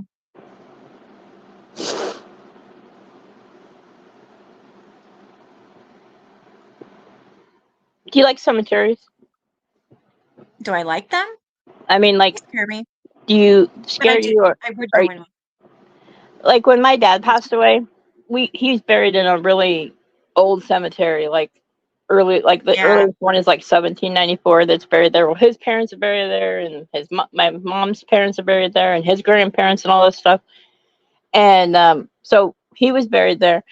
I used to go and sit in the cemetery and talk to him, like in my car. 'Cause I used to drive taxi for the little town that we lived in. It was a resort town, and Yeah. I always found it so calming. Like if I was having like a bad day, I would just go drive in the cemetery or drive through. But what's funny is when I was learning how to drive, I didn't take classes when I was 16 because my dad was sick with cancer, and it was an expense issue when you had it in school and stuff. And Yeah. we didn't have the money, so I was okay with not driving. And my mom never had a license the whole time they were married, although my dad taught her how to drive. So when I was 18 and he was getting worse and we moved back to Wisconsin, I didn't really care. Everything was within walking distance. So I was like, I don't need to drive. He's like, no, I can't have you be like your mother. You need to get your driver's license. So that's where he taught me how to drive, was in the cemetery. He said, if you can parallel Oh, park wow. two headstones, he said, then you'll be a perfect parallel parker. I'm like, oh, this is good. Like I was so petrified I was going to hit someone's headstone. I was like, Yeah. no, because all these are winding paths, and they are car paths, but they're really narrow and everything. And we had like a big caravan kind of thing, but that's how he taught me how to drive. So whenever like I miss like just being able to go and sit in like a random cemetery and just feel the peacefulness. And everybody says I'm weird, but I'm like, okay. No, you're not weird. No, you're not weird. I know a lot of people that go there and have coffee with their loved ones. Yeah. Or, yeah, they do. They visit. That's what it's for. You're supposed to visit your loved ones. Absolutely. Um, I don't know. I haven't checked out our cemetery here. Not all of it, anyways. I have seen some of it, but it's really, really big. I was thinking about doing it again. I just won't go at night. It's too damn scary. And I got No, yelled no. at by a woman ghost. Night And is I'm not a like, big thing. Yeah, night is not a good thing probably. But my other thing No, is, no. I think you should do like a historical research on not only your house but your land, because I bet I've there's been trying. I've been trying. I contacted people and contacted like the city and stuff, and they're like, "Oh no, you can do it." I had to call, and they're like, "You can do it online." But yeah, I got the records and stuff online, but it's like I can't find my place, and there's a lot of shit, like a lot. So I'm like, I wonder if I just go to the historic building. They're open on, oh, it's Tuesday, right? Damn. Every Tuesday they're open and they close at 4. And so you can go in there and see all the archives and the history and everything. So I got to make it down there before 4 one time and just see if I could photocopy stuff and bring it back with me. And then I can do a live on it. I think that would be neat. in Canada, did you guys do census records like they do here in the US, like back in the day where Yeah. they would go to everybody's house? That's how I Yeah, found we still out. do it. We get it in the mail. Like they do Yeah. it. I think I can't remember how many years, but we just did it like 5 That's years where I ago, I believe. started. That's what I started when I was researching the 1800s house, the funeral home. And I went to the library at that time because that was either the library and the courthouse. And then I looked through a whole bunch of census records. And then from there, it was just like one paper trail after another. And it just kind of like Yeah. put me on a path. But the only downfall now is where everything else before the internet was on microfilm. They made it all Yeah. internet, but it costs money to do it now. Whereas before, you could just go Yeah. in and say, I want to see the things between this date and this date. And they'd sit you in front of a little box and you type in the little thing and look at the microfilm. And it was really tiny. And, it was a lot easier, I thought. I mean, it was a lot of work. I mean, I spent hours and hours looking through different Oh things. yeah, so did I.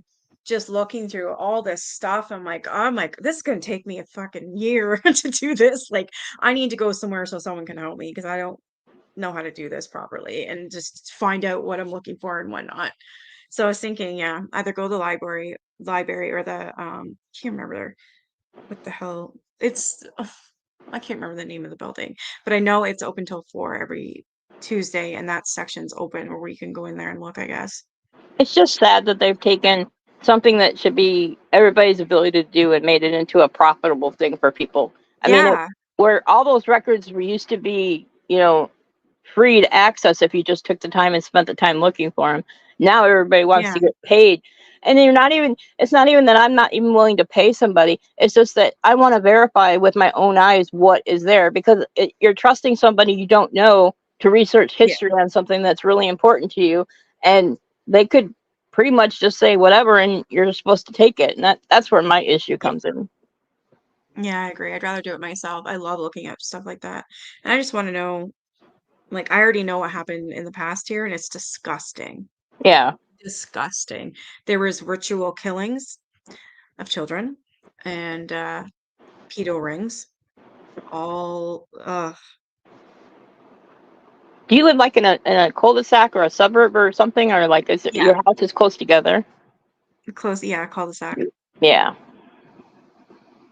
It was disgusting. When I was looking at it, I was like, oh my God, I don't want to, like, But at least you know what to arm yourself with to cleanse your home. You know what I mean? It's kind of like, unless you have all the details, it's kind of hard to know what you're cleansing of, you know? Like, I'm a real big believer in the ability to speak directly to whatever it is and be able to get it yeah, out, you know? Like, it's got a horrible past. I told my nephew there's an asylum here where we live, and it's supposedly haunted. And I told him from young age, when he got to be, you know, teenage years, and him and his buddies wanted to go there, and I'm like, don't do it. I'm like, that road is Yeah, even bad. Of course, what did they do? They did it, and then he came home and he was all freaked out. And I'm like, number one, I told you not to do it. I'm yeah, like, I warned you. And so then it followed whatever it was, followed it back to, because they were staying the night at his friend's house, and it followed it back to his house. And then they had all these okay. things. So I had to walk him through how to cleanse this kid's home. And he's like, okay, I won't do that anymore. I'm like, thank you. I'm like, you didn't listen to me to begin with. Yeah, And he's like, he didn't understand. He's like, well, what could it be? I'm like, well, whatever was there saw yeah, you as a way to attach to him, because probably he was driving, which he was. And I said, you're staying at his house. So that was the closest thing that he could attach to, or it could attach to, or whatever it was. And they were like all freaked. I had them in my room at like 4 a.m. Like, they came walking distance to each other's houses, and they're staying at his house, but they came back in, and I was still up because I don't sleep much. And they knock on my door, and they were just like, literally like ghosts. They were just completely white. All tone of their face was just all white. Like, they were petrified. And they're like, what do we do? I'm like, okay, number one, you need to calm down. you know, and I'm yeah. like, but yeah, Wow. so there's a lot that I just want to look at it myself and research it, because I feel better knowing what I'm actually understanding than someone telling Same. me sometimes. Yeah, I don't want nobody to tell. I want to go see it for myself. That way I get everything. Um, I've just barely scratched the surface of the history of this town and surrounding area. I do have a feeling that Yeah. there's some Indians are attached somewhere. Like, you have like, Yeah, I do too. I do too. And and I think that's more on the good definitely side. It's like, when I've thought about it, it same. always seems like the Indian part is not a nefarious spirit, but I more mean, of a it would be if you piss them off or you desecrate yeah, their graves or build homes on their graves. yeah. But I've always often wondered if our cemetery here, there's a big mound, and I've always wondered, is that Has it been indigenous repurposed? peoples Maybe there? that was the other Yeah, thing I I don't know. hated about Indian, like learning about Indian history, is that we took their land and then we repurposed it, and then we basically did whatever we wanted to it, and didn't respect the fact that their ancestors are buried there. Like, have you ever watched any of like Yeah, the history channels where they do like where they see an Indian mound is what basically it's called. Like, in Georgia, they have a lot yeah, of them. And yeah, we went to one to tour, like on a uh, haunted tour kind of thing, and it's like 270 steps that they made to go up this mountain, which was never meant to be a tourist attraction. And I felt yeah, so uncomfortable standing on top of this mountain. yeah. I was like to my sister, I'm like, we got to go. She's like, why? Isn't it beautiful? I'm like, yep, it's beautiful, but we're not supposed to be up here. And she's just like, why? I'm like, because they weren't supposed to build steps for people to stand on top No, of this it's mound. yeah, I agree. Definitely, I agree. I gotta figure out though, see if it is a burial mound. It's big. It's really big. And I don't know, there's a lot of stuff around here. Like, I think this whole place is haunted. Hey, Mercy. We have several mounds here. My grandmother and uncle received reparations in the 70s and lived on a reservation in Oklahoma. We are of the Cherokee Nation. Oh, cool. Somehow my son's connected to it as well. I don't know how. Doesn't Every day does Marcy he feel just says things. disrespected as I feel disrespected for them that they make them into tourist attractions of sorts? I mean, I would. Yeah, I don't like that.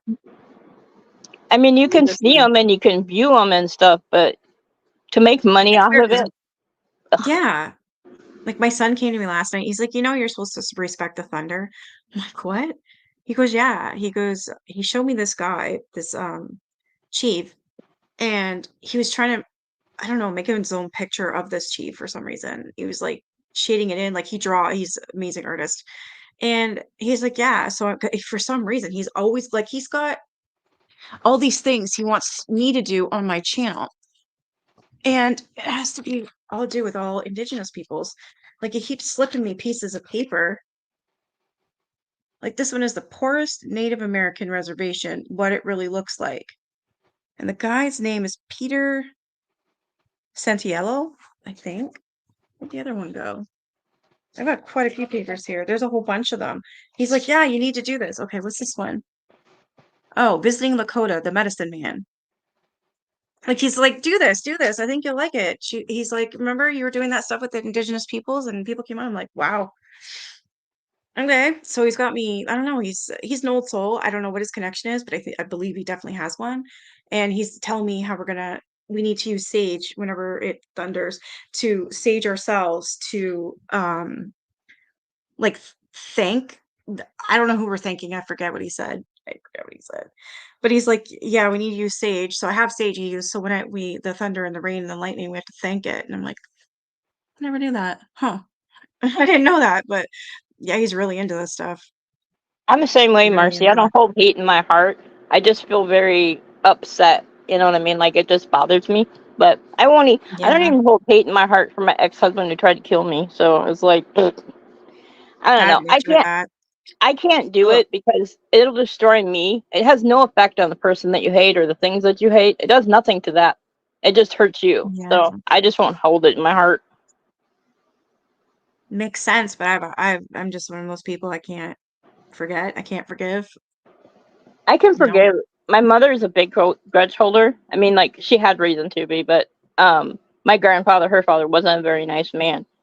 But after he passed in '79, and then it was like years later, and I was asking about him. She's just like, I'm like, why do you hate him so much, or why do you? And she's just like, because he wasn't a nice person. I said, I understand that, but do you understand that holding all that in your heart is destroying you and gives you bad thoughts and makes you angry and makes you upset and raises your blood pressure, and he's already passed and he can't atone to anything he's done, so what's the sense? And she's like, you make too much sense, daughter. And I'm like, okay. I was like, Yeah, it makes sense. It does. I just don't know how to let it go, like with a lot of things. And when I have anybody, nightmares about it, oh, you know clearly what, it's I have bothering me. like I have nightmares too. And like even my Yeah. sister, when I left my ex, they're like, how can, like when they said, you know, how are you doing, like they put me in, I was in therapy and all that crap, and I was like, yeah, I just couldn't jive with anybody because they brought it back to situations that weren't relevant. They were like trying to pile everything, like I don't know if anybody else has experienced this, but when they say, oh well, your parents did this wrong or this, and it's like, look, I'm not here for my parents, I'm not here because I'm overweight, I'm not here because of this, I'm here because of this. Yeah. And even my sister doesn't understand how I can forgive, and it's just like, because it's a choice, and I don't want to go through life being that miserable. And to me, it would be miserable, you know. And probably because I'm empathic, Yeah. my heart just is bigger than, you know, the general. Like everybody thinks that, you know, when you're an empath, not only do you take on what other people feel and think, but you can also destroy yourself just by being an empath, just Yeah. because And you feel so much. So that's I what I think do. I since hold you on to discovered things. that about yourself, you've been a lot lighter. I mean, if and I was going to suggest this the other day, if you go back and you watch before you had that video about you being an empath, listen to your voice and the tone. and then listen to it now, except when you're on KJ. We're all on the same boat with KJ, Yeah, but you seem lighter, like you lifted a burden off of yourself, you know. yeah, I understand it more now. I don't know why I didn't know that before. I just never looked up answers or anything. I didn't know that you could, but Google, has everything. I don't know why I didn't think of it before. But it makes sense now. Why am I always the one that does this extra for this or does this and why don't people do that or say this or I'm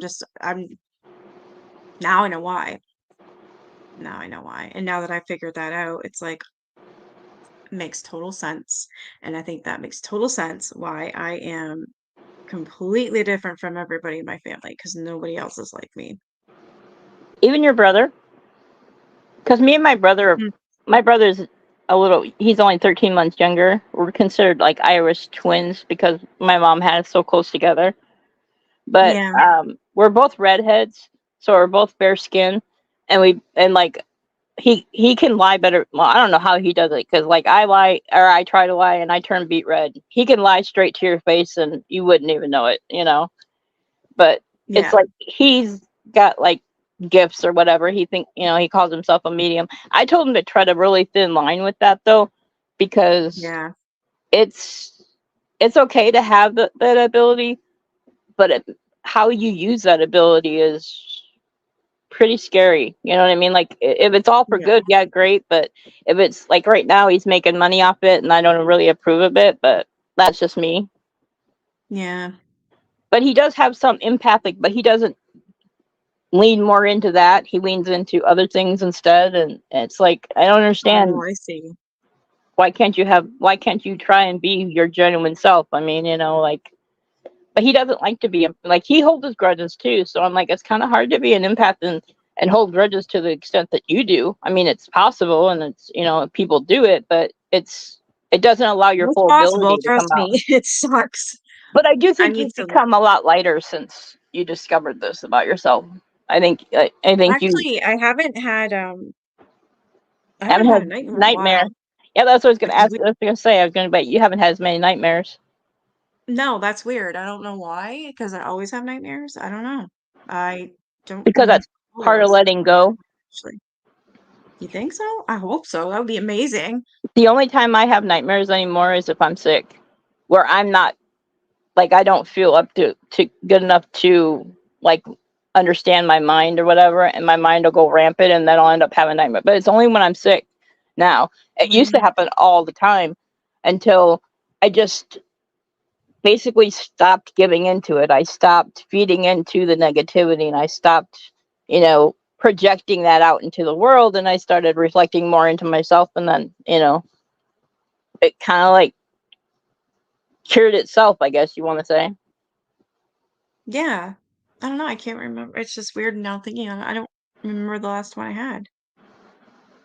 I've written down when I've woken up and I've written down stuff that happened and the stuff that I reread.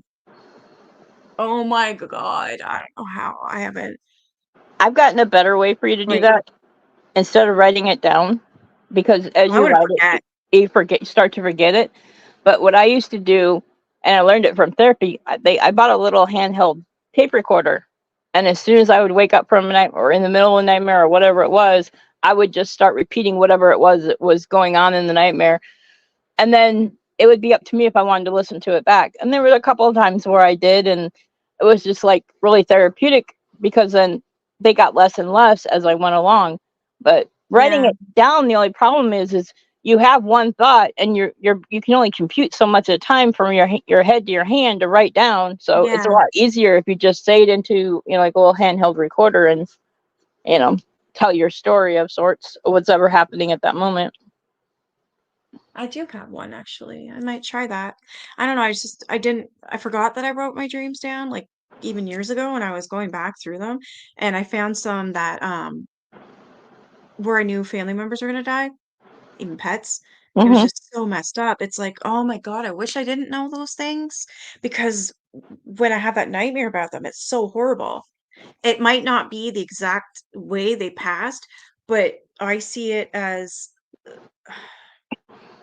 like say a cat choking. in my nightmare, I remember vividly the cat's back paws going like this and trying to take something out of his mouth, and it turned to be like this big, long, gross rope or something. And I Yeah. remember that, and I was like, "Oh my God, he choked." It was just, I always know. Or my aunt, I know when she died, I knew when Grams was gonna go. I always have that nightmare. It sucks. Yeah, I've had a couple of those nightmares like that where something. Actually, when 9/11 happened, we had Mhm. in our local town a guy that committed quadruple homicide on a woman, her kids, and then another business owner. And I had just had a dream that someone was on a killing rampage and they were going around and they had this house, and then on the news it was there, and then 9/11 hit, and I like forgot that memory. And it wasn't until recently, like about 4 months ago, that someone had made an article about it or something in the local newspaper, and I was reading it online, and I'm like, holy crap. I'm like, I think I dreamt that. So I went back and I looked and I listened to my recording, and I'm like, oh yeah, I did. And then, Yeah. but because 9/11 was so big, it got like foreshadowed, like I Distracts. covered it up Yeah. and forgot that it had even happened, even though simultaneously those things were happening at the same time. So with recordings, at least it's more in the moment, and you don't have to think you've missed something, I guess. Yeah. I just reminded myself. I think I want to revisit one nightmare I wrote down. I remember being dead, but for some reason I was alive still. Like I saw my body rotting, and it was something to do with being young, being in the gym, and there was a school shooting, but it was just one guy that I knew. And I'm trying to think, I don't know the date on that. Maybe I wrote it down, I have no idea, but I want to read that again, kind of see if I can pinpoint what actually happened, because that was one of the someone's gonna die dreams, like someone did or something happened. It was very vivid. Yeah. Oh yeah, the soul sucker. I was looking for that too, Marcy. Oh, I should get off here. My back's starting to hurt again. Well, I'll see you tomorrow. Thanks, guys. Yeah, It's fun. Yeah, I was gonna cancel, but I'm like, no, I'm gonna keep doing this because I just don't feel like doing anything. But I want to get through this, so I'm gonna keep going. I have it set up for tomorrow, same as 7. Okay. Oh, well, thank you for joining me. I'm gonna get off here. I'm gonna lay on the couch and watch. I don't know, but I'm gonna watch something.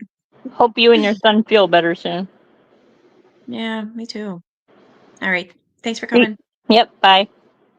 Bye. All right, you guys have a good night. I'm going to get off of here. Actually, I think I'm going to eat something. I'm kind of hungry. I look forward to seeing you guys tomorrow, 7 p.m. Eastern time. So good night, guys. Bye.